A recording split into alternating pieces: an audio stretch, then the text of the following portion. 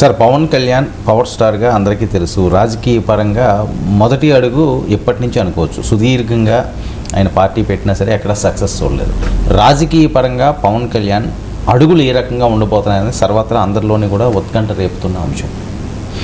అంటే ఇప్పుడు అది ఆయన పాత్ర ఏంటి, చంద్రబాబు నాయుడుకు సెకండ్ రోల్ ప్లే చేస్తూ కూటమిలో ఒక రెండవ నాయకుడిగా ఉంటూ ఈ 5 ఏళ్ల పాటు రాజకీయం చేస్తారా, లేదు కూటమిలో అసర్ట్ చేసుకుంటూ రోజు రోజుకు తర్వాత జరగబోయే రాజకీయ పరిణామాలను బట్టి వెలుగుతారా, ఇవన్నీ క్వశ్చన్స్ ఉన్నాయి. But too early to even speculate also.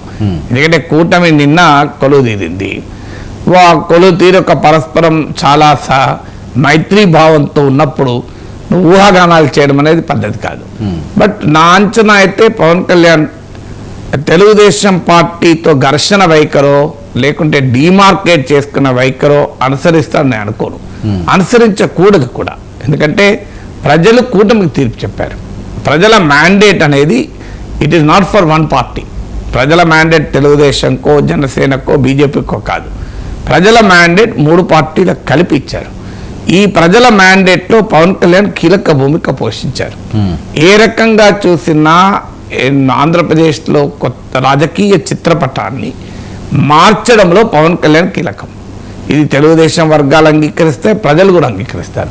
Pawan Kalyan పట్ల ఏ కాస్తంత నిర్లక్ష్య భావం గనక కనబడ్డా ఐ డోంట్ థింక్ జనసేన కార్యకర్తలే కాదు, ఈవెన్ ప్రజలు కూడా అంగీకరించరు. ఎందుకంటే ఈ విజయం వెనుక పవన్ కళ్యాణ్ పాత్ర అందరికీ అర్థమైంది.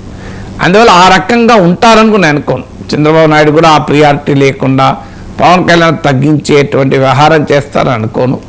అందువల్ల బహుశా ఇమీడియట్గా టీడీపీ జనసేనల మధ్య సఖ్యతకు ఎలాంటి ప్రమాదం ఉండదు.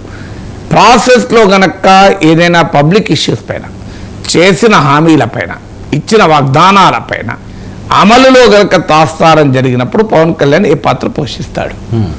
సో ఎందుకంటే రేపు 20 లక్షల ఉద్యోగాలు కల్పిస్తామన్నారు. 20 లక్షల ఉద్యోగాలు కల్పించినప్పుడు ఆ బిల్లు పవన్ కళ్యాణ్ కూడా కట్టాలి.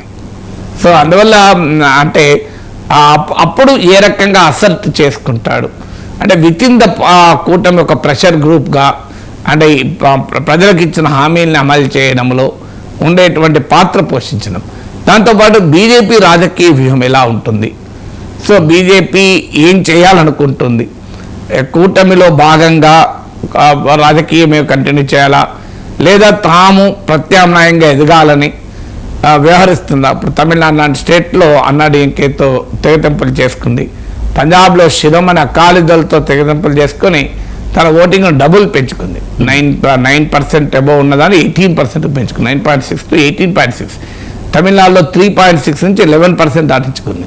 అందువల్ల బీజేపీ ఇప్పుడు తమిళనాడు పంజాబ్కు ఉదాహరణ. మిత్రపక్షాలతో తెగతెంపులు చేసుకొని తాను విడిగా సొంతగా పార్టీ పెరగాలనే ఎత్తుగడేశారు. ఇక్కడ కూడా ఆ కూటమిలో ఉంటూ 5 ఏళ్ల పాటు ఉంటారా లేదా బీజేపీ ఏ రకమైన రాజకీయ వ్యూహం వేస్తుంది. ఎందుకంటే బీజేపీకి పవన్ కళ్యాణ్కి ఎక్కువ ఇంటిమసీ. టీడీపీ బీజేపీ కన్నా కూడా బీజేపీ జనసేన మధ్య ఇంటిమసీ. ఈ ఫ్యాక్టర్స్ అన్నీ ఉంటాయి. బట్ ఇప్పుడే ప్రమాణ స్వీకారం చేస్తున్న సమయంలో రాబోయే రాజకీయ పరిణామాలు ఊహించడం సంస్కారం కాదు. మీరు అడిగారు కనుక ఈ మేర కూడా చెప్తున్నాను. ఇప్పుడు మనం ఆశించాల్సింది ఏంటంటే పవన్ కళ్యాణ్ ఈ కూటమికి ఇచ్చిన ప్రతి వాగ్దానము ప్రతి హామీ వెనుక పవన్ కళ్యాణ్ సంతకం ఉంది. అందువల్ల ఈ హామీలు వాగ్దానాలు అమలు చేయించడంలో జవాబుదారీతనాన్ని ప్రదర్శించడం.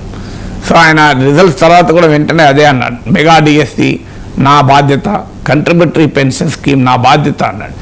అందువల్ల చంద్రబాబు నాయుడు ముఖ్యమంత్రి అయినా పవన్ కళ్యాణ్ ఉప ముఖ్యమంత్రి అయినా బాధ్యత చంద్రబాబు నాయుడు పైన ఉంటుంది, లోకేష్ పైన ఉంటుంది, పవన్ కళ్యాణ్ పైన అందరి పైన ఉంటుంది.